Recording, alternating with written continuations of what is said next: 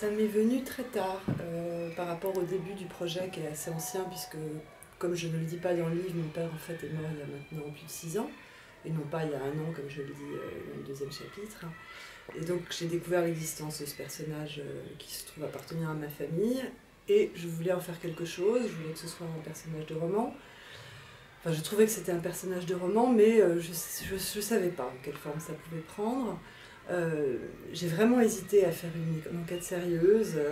à m'inspirer de toutes sortes de livres que j'avais beaucoup aimés, qui sont d'ailleurs tous assez récents. Je pense qu'il y avait un phénomène comme ça collectif assez net ces dernières années. Je pense à Emmanuel Carrère et à ses deux, pas tant Limonov d'ailleurs que ses deux romans précédents, un roman russe et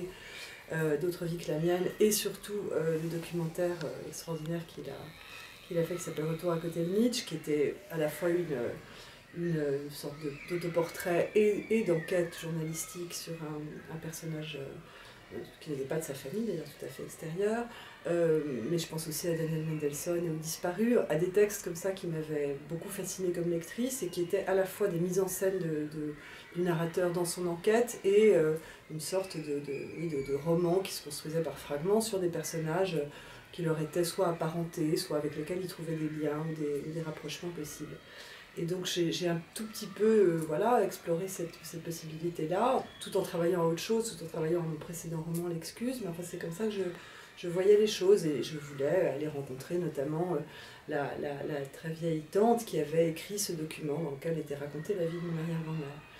Et puis le temps passait, je me rendais compte que je ne faisais pas cette enquête. Je lisais par ailleurs d'autres textes que je trouvais toujours aussi intéressants dans cette espèce de genre qui n'a pas encore de nom. Je pense à Claude Arnaud, Qu'as-tu fait de tes frères, ça s'appelait je crois, ou le livre de Delphine de Vigan qui a connu un succès extraordinaire l'année dernière. Tout ça me séduisait. Et puis je ne la faisais pas cette enquête. Et au fond, je me rendais compte que ça n'était probablement pas mon tempérament ou pas ce que je sais faire ou ce que j'aime faire moi comme écrivain et que j'allais bifurquer vers le pur romanesque, vers la pure invention, à partir de données authentiques, autant qu'elles puissent l'être, puisque donc retransmises par cette tante très, très âgée qui, elle, a bien connu mon personnage, mais en me les appropriant et en n'hésitant pas à les trafiquer quand ça m'arrangeait. Du coup, la forme, c'est devenu une espèce de chose un peu bâtarde entre l'enquête, qui existe malgré tout, parce qu'il y a des choses que je dis ou des documents que je cite qui sont tout à fait authentiques, et puis la part de liberté de plus en plus grande que j'ai prise à partir de ces documents, et donc une fiction.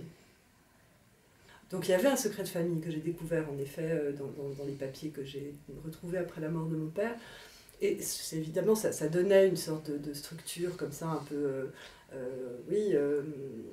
roman policier, ou disons il y avait quelque chose de l'ordre de la découverte progressive, d'un mystère qui était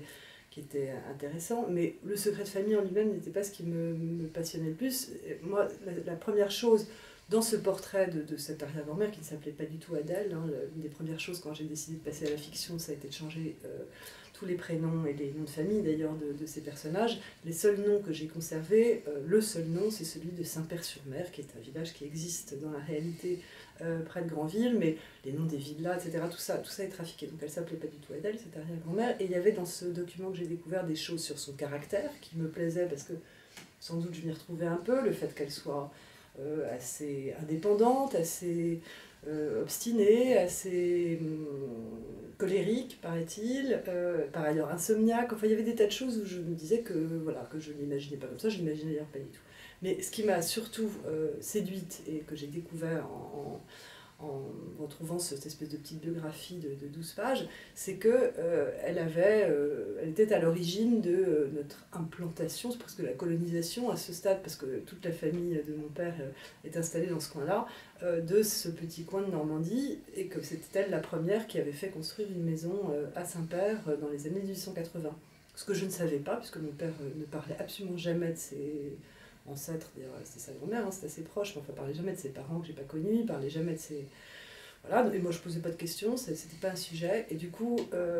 j'ai découvert grâce à ce texte que c'était elle qui nous avait indirectement amené là. Et comme il se trouve que, ça je le savais déjà avant de perdre mon père, que cet endroit était absolument... enfin, que c'était le lieu où je me sentais le mieux au monde, enfin que c'était quelque chose non seulement me tenait à cœur, mais m'avait sans doute construite, enfin qui était un peu une sorte, oui, de milieu naturel, ambiant pour moi, et bien c'était à quelqu'un d'autre que je le devais, pas à mon père, mais à cette femme, et c'est ça qui m'a donné envie de raconter sa vie, plus que ce secret de famille voilà, qui au fond n'est pas...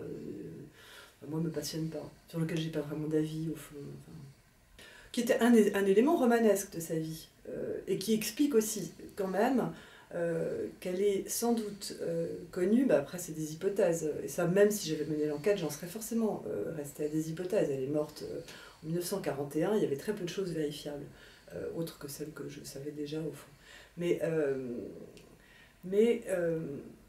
elle avait sans doute, et sans doute ça m'a été transmis, ça je ne me doutais pas du tout que ça venait de cette branche paternelle. Elle avait un sentiment à la fois d'appartenance au milieu qu'elle connaissait, qu'elle fréquentait, qui était une bourgeoisie super conservatrice et bigote du faubourg Saint-Germain, enfin oui, des gens très très conventionnels et assez chiants, faut bien dire, et que vraisemblablement elle ne faisait pas absolument partie de ce milieu, qu'elle avait un pied dedans, un pied dehors, et que ses origines, puisque le secret de famille porte sur ses origines, considérées comme scandaleuses à l'époque, le temps a passé depuis, je pense que vraiment ça choque plus personne aujourd'hui, enfin moi en tout cas, voilà, je trouve pas ça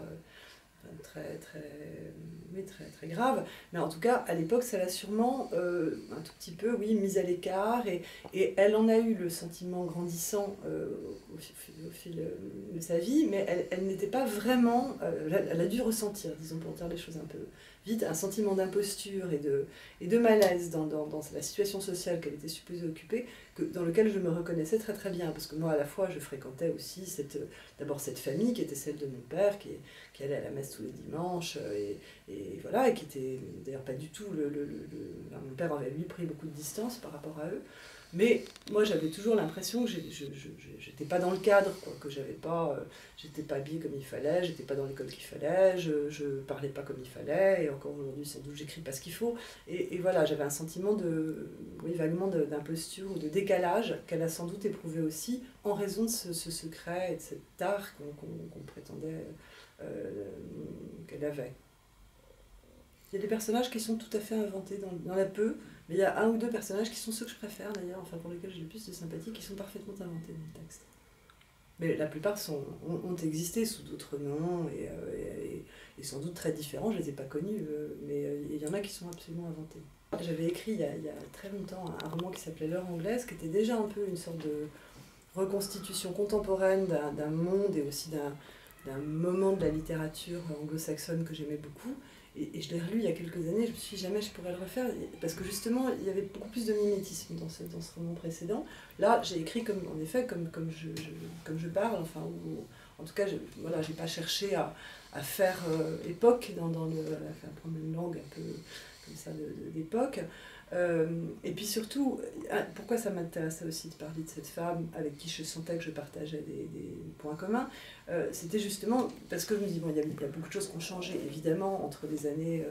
1860, 1941, ça, ces dates de naissance et de mort, et aujourd'hui, enfin, ma génération, mais il y a probablement des tas de choses qui n'ont pas tellement changé. Voir mourir son père, tomber amoureuse, se faire chier à s'occuper d'une tripotée de mômes, elle en avait 4, moi aussi, qui font emmener dans les goûters d'anniversaire et faire la conversation avec les parents des copains des enfants, enfin, et puis vers la quarantaine, quand les enfants ont un peu grandi, se défouler en retrouvant ses copines pour parler de cul et dire du mal de ses mères. Je me dis au fond, il n'y a pas de raison que ce soit tellement nouveau et qu'elle n'ait pas connu ça aussi. Voilà. Alors il y a des choses qu'elle a connues que, heureusement, pour l'instant, moi je ne l'ai pas connues, qui m'ont été épargnées parce qu'elle a vécu 3 guerres, et donc elle a vu mourir beaucoup de gens pour des raisons, enfin dans des circonstances qui étaient des circonstances collectives, mais pour le reste, dans sa vie intime, dans sa vie personnelle, cette femme qui était donc insomniaque et qui se relevait la nuit pour fumer des clopes à la fenêtre, parce que c'était le seul moment de la journée où elle était tranquille, surtout quand ses enfants étaient petits. Voilà, je me dis ça, il n'y a pas de raison que je ne puisse pas me l'approprier ou que je ne puisse pas le réinventer comme si c'était contemporain. c'est-à-dire que quand on reconstitue des vies, des vies éloignées comme ça, distantes, en tout cas dans le temps, il y a forcément une part de fiction, il y a forcément une part de roman. Moi, j'ai juste déplacé un peu le curseur, c'est-à-dire que je me suis autorisée à aller plus loin du côté du roman, et voilà, être moins sérieuse dans la vérification des faits et voilà, dans la partie documentaire. Mais je pense que oui, forcément, à partir du moment où on en fait un récit, voilà, on transforme par l'intensité qu'on donne à certains événements, par l'ordre dans lequel on les raconte, on transforme forcément la réalité. Donc c'est la part de fiction. Pour moi, elle était inévitable, simplement je l'ai exagérée. La guerre de 14, ça j'ai cru que je ne pourrais pas le faire. Et ça, c'est vraiment c'est des miracles. Enfin, c'est des... Quand on écrit un roman, surtout quand on écrit un roman assez long, ce qui était le cas de celui-là, il y a des choses qu'on met en place à son insu et qui finissent par vous servir. Donc la guerre de 14, ça, bon, il fallait. Je savais qu'elle avait perdu, donc elle a eu 4 enfants, elle a perdu 2 de ses enfants à cause de cette guerre. Une fille qui est morte en fait juste après, mais infirmière, engagée dans la Croix-Rouge et en soignant des blessés qui avaient des méningites. Enfin, elle est morte, quand même, c'était une conséquence de la guerre en 19. Mais elle a perdu aussi un de ses fils qui est parti en début août 14 et qui est mort qui a disparu dans les toutes premières heures de son engagement, dans son premier combat. Et ça, je le savais d'ailleurs, c'est une des rares choses dont mon père parle dans son livre autobiographique Le couleur du dancing. Je savais qu'on n'avait pas retrouvé son corps, on avait d'ailleurs fini par en retrouver un qui était prétendument le sien bien après la guerre, bien après la fin de la guerre, et que, ça s'était dit aussi dans le document écrit par ma vieille tante, qu'elle avait attendu, comme beaucoup de mères, comme beaucoup de femmes de cette génération, elle avait attendu de retrouver ce corps, mais avec l'espoir forcément que ce soit un fils bien vivant qui finisse par réapparaître. Et ça, c'est vrai que comme mère, comme romancière, je me disais, je ne vais pas y arriver. Je ne suis pas capable d'imaginer la souffrance mêlée d'espoir d'une mère dont tout quand même lui dit qu'elle ne reverra pas son fils, mais qui ne peut pas s'empêcher voilà, je sais pas, dès qu'elle entend des pas dans la maison ou le portail du jardin grincer, qui ne peut pas s'empêcher d'espérer qu'il va revenir. Donc je m'étais dit, peut-être je ne vais pas le faire, ça là je vais encore tricher avec la réalité et je vais le faire mourir comme il est mort en août 14, mais avec un cadavre tout à fait réel et elle n'aura pas, je lui épargnerai quelque chose que je suis incapable d'imaginer. Et en fait, bon, les choses n'étaient pas réglées au fur et à mesure que j'écrivais, mais quand je suis arrivée à ce passage-là, à la disparition du fils et aux périodes qui ont suivi, il se trouve, mais ça je n'y avais pas du tout réfléchi avant, que j'avais plutôt dans le roman, à propos de ces fameuses corvées absolues que sont les goûters d'enfants, les goûters d'anniversaire, parler, et là c'est quand vous disiez est-ce que je me suis amusée, là je me suis lâchée sur les goûters d'anniversaire,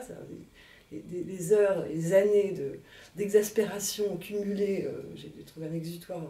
très très satisfaisant dans ces chapitres où je râle contre ces mondanités obligées quand on a des gosses. Ça n'a pas changé, sauf que maintenant on n'est plus obligé d'assister à l'intégralité des goûters, contrairement à ce que font les mères américaines. Il y a un essai qui vient de paraître sur les différences éducatives entre les familles françaises et américaines, et aux États-Unis, en effet, il semblerait que ce soit encore bien pire, et un peu comme je le raconte dans le livre. Bref, pour parler de ces goûters d'anniversaire, je racontais un des moments que toutes les mères d'œufs connaissent, qui est la fin du goûter, où là, il y a à la fois un grand soulagement parce que c'est fini, mais il faut retrouver les affaires des gamins. Et on passe des heures, en général, pendant que les 10 enfants, enfin les 10 enfants, il y en a quelquefois 15, mais ces enfants-là sont dans un état à peu près de démence, enfin, en général, après 3 heures de jeu et de gâteaux et tout ça. Il faut retrouver leurs manteaux, leurs chaussures, etc. Ils sont tous habillés pareil, en général, donc on passe des heures à ça. Et ça, cette scène-là, qui était plus une scène rigolote, elle est revenue au moment où il a fallu que j'évoque la recherche par Adèle et par son fils aîné du fils mort, du corps du fils mort, et c'est revenu sous une forme absolument cauchemardesque, mais qui tout à coup, que je pouvais traiter parce que ces éléments-là étaient apparus plutôt dans le roman, et qui étaient qu'elle-même, Adèle, identifie cette quête des morceaux épars du cadavre de son fils tels qu'elle pouvait les imaginer, parce qu'il y avait quand même déjà des bombes d'actualité à l'époque, enfin on voyait revenir les blessés, on savait dans quel état pouvaient être les combattants, surtout s'ils étaient morts, d'imaginer qu'elle cauchemarderait, enfin qu'elle aurait ce fantasme, cette hallucination récurrente de la recherche des membres disloqués de son fils dans un charnier, et voilà, que ça ferait un parallèle avec quelque chose que j'avais déjà raconté plus tôt. Je m'en suis sortie comme ça. Ça a été écrit dans la continuité, oui, avec cette énorme facilité, cet énorme avantage que donne la matière biographique. C'est-à-dire que voilà, j'avais une sorte de fil directeur. En ce sens, ça m'a rappelé l'expérience que j'avais faite en traduisant Gatsby, où j'avais une sorte de feuille de route comme ça, qui était le texte que je traduisais et que je traduisais dans l'ordre. Là, bah, oui, je savais que voilà, j'aborderai successivement toutes les périodes, même si je commence par une scène qui a lieu quand elle a 10 ans, parce que pour moi c'est la scène fondatrice qui est la découverte qu'elle fait de la mer pour la première fois de sa vie à Saint-Père, et de la marée, et des marées d'équinoxe en septembre qui peuvent être très violentes, qui ont vraisemblablement provoqué un tel coup de foudre qu'elle a voulu venir se réinstaller là plus tard. Donc je racontais les choses, oui, dans l'ordre, et au fond, pour moi ça c'était un des vrais défis, enfin c'était vraiment la chose qui m'intéressait dans ce livre-là par rapport aux autres, c'est qu'en fait dans mes romans précédents, le passage du temps était toujours extrêmement occulté, c'est-à-dire qu'il y avait énormément d'ellipses dans les vies des personnages que je mettais en scène, et en général je choisissais un moment de leur existence, mais je ne parlais pas tellement de ce qui avait précédé, de ce qui avait suivi. Et là, la relecture, au moment où la lecture et la relecture de nombreux romans de Joyce Carol Oates, au moment où je commençais à réfléchir à mon texte, m'ont donné envie, et en plus la longueur du roman tel que je le projetais, c'est-à-dire un pavé, hein, c'est ça que je voulais faire aussi, tout ça me donnait envie de montrer vraiment le passage du temps sur un personnage, c'est-à-dire de prendre un personnage dont je savais déjà un peu comment il serait dessiné, et de me demander comment serait cette femme à 10 ans, à 15 ans, à 20 ans, à 30 ans, à 40 ans, à 60 ans, à 80 ans, c'est-à-dire vraiment mais de le faire chronologiquement, et ce que Oates réussit magnifiquement bien dans beaucoup de ses textes, c'est-à-dire voilà, essayer de représenter le passage du temps sur un personnage avec les constantes et avec les évolutions et les modifications. Et en plus, c'était d'autant plus important pour moi que le sujet, au fond, c'est peut-être moins Adèle, c'est peut-être moins ce personnage que la fameuse plage de Saint-Père. Et que là aussi, la question que je me posais sans cesse, c'était qu'est-ce qui a changé dans ce décor, qu'est-ce qu'elle a connu, qu'est-ce qu'elle a vu, que je connais aussi, que je revis aussi, et qu'est-ce qui a disparu. Enfin, voilà, donc le passage du temps, c'était aussi important pour moi parce que c'était le passage du temps dans ce lieu particulier. Le lieu principal, enfin le décor principal dans la vie et dans le roman, c'est Saint-Père-sur-Mer. Un nom qui a donné lieu à beaucoup de jeux de mots dans ma famille. Mon père disait toujours comment ne pas avoir un Édipe compliqué quand on a passé toute son enfance à Saint-Père-sur-Mer. J'ai des copains qui appellent ça, quand ils disent on va en vacances chez moi, ils disent on va chez Saint-Papa-sur-Maman. Enfin, voilà, c'est un nom assez propice à ça. Et donc ça, c'est le lieu principal. Ce qui m'intéressait aussi, Sèvres, j'ai très peu connu, je le dis d'ailleurs dans le livre, je ne connais pas la maison où elle a grandi et passé une grande partie de sa vie, mais il y avait aussi une coïncidence, qui n'en est pas une d'ailleurs, qui était qu'on est habités toutes les deux dans cette même rue du 7e arrondissement, qui est la rue Barbet-de-Jouy. Quand je dis que ça n'en était pas une, c'est que je suis persuadée que mon père a été très content de s'installer quand il a loué un appart avec ma mère après ma naissance dans cette rue, parce que justement c'était là que ses parents s'étaient mariés, que ses grands-parents avaient vécu et tout ça. Donc ça c'était un hasard. Alors la rue Barbet-de-Jouy en elle-même, j'en parle un peu dans le livre, c'est pas passionnant comme rue, il n'y a pas grand-chose, personne ne la connaît parce qu'il n'y a jamais rien à y faire, il n'y a pas un magasin, il n'y a pas un troquet, il n'y a rien. Mais ce qui m'intéressait, c'était de me dire que j'avais sans doute du coup grandi dans un environnement très proche. Voilà, cette dame, elle faisait comme ma mère ou comme moi plus tard ses courses au bon marché. Ses fenêtres donnaient sur le jardin Rodin où moi j'ai sauté à la corde quand j'étais petite et sur le lycée du Rhuy, qui n'était pas encore le lycée du Rhuy à son époque. Moi j'ai fait toutes mes études secondaires, c'est-à-dire il y avait une proximité aussi à Paris qui me rendait assez facile la réinvention ou la reconstitution simplement de ces promenades, de ces déplacements. Et là aussi, je pouvais assez facilement me relier. Je mets en scène un personnage qui dit « je ». Il y a une narratrice dans le texte qui raconte son enquête, qui raconte une enquête que je n'ai pas faite aussi sérieusement qu'elle. En tout cas, je n'ai pas eu la chance comme elle d'avoir accès à toutes sortes de documents.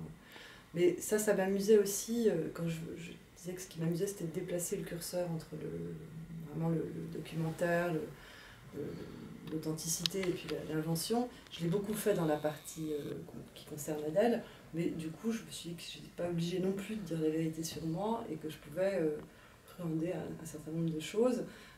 Et bon, ça, en fait, il n'y a que les gens qui me connaissent très bien qui savent qu'il y a beaucoup de choses qui sont faussées. Alors, pas Saint-Père, ça, Saint-Père, je ne mens pas sur Saint-Père. Tout ce que j'écris dans le livre sur Saint-Père est exact. En tout cas, c'est ma vision, mon expérience, mais ça, pour le coup, c'est vraiment pas, il n'y a pas d'invention. Mais en revanche, comme je l'ai dit tout à l'heure, mon père n'est pas mort à la date que je donne. Je me vieillis dans le livre aussi de quelques années. Je change les sexes de mes enfants. Je n'étais pas à Saint-Père le soir de l'élection de François Hollande, puisqu'on était ensemble. Vous savez bien qu'on n'était pas à Saint-Père. Voilà, il y a des tas de choses où je me suis dit, bon, je bidouille aussi avec le présent et je bidouille aussi avec ma narratrice, parce qu'il n'y a pas de raison qu'il y ait une partie qui, comme elle est de toute façon fausse aussi, la partie enquête, enfin la partie récit de l'enquête, je me suis aussi donné beaucoup de liberté et de latitude dans cette partie-là. J'aurais pu faire un tome 2, j'aurais pu continuer, c'est-à-dire que je me rends compte qu'il y a des tas de choses que et on ne se refait pas, c'est-à-dire quand je dis que c'est souvent très elliptique ce que j'écris, là ça l'est un peu moins, mais enfin en même temps 80 ans en 600 pages, c'est pas si détaillé que ça. Il y a des tas de choses que j'aurais pu approfondir toujours en me laissant aller à l'invention, mais quelquefois je me dis, ça j'aurais pu creuser, ou j'aurais pu... Mais bon, il ne s'agissait pas de faire 200 pages non plus.